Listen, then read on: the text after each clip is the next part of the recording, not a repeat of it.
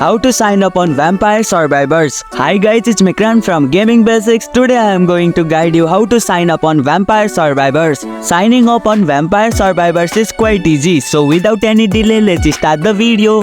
Vampire Survivors typically does not require a sign-up process, as it is mainly an offline single-player game. You can start immediately after downloading and installing it. However, if the game has been updated to include online features that require an account, here's what you might need to do. Open the game, launch the Vampire Survivors on your mobile device, look for a sign up or account option. On the main menu, check for any option that says sign up, create account or login. This might be linked to a service like Google Play Games, Apple Game Center or another platform.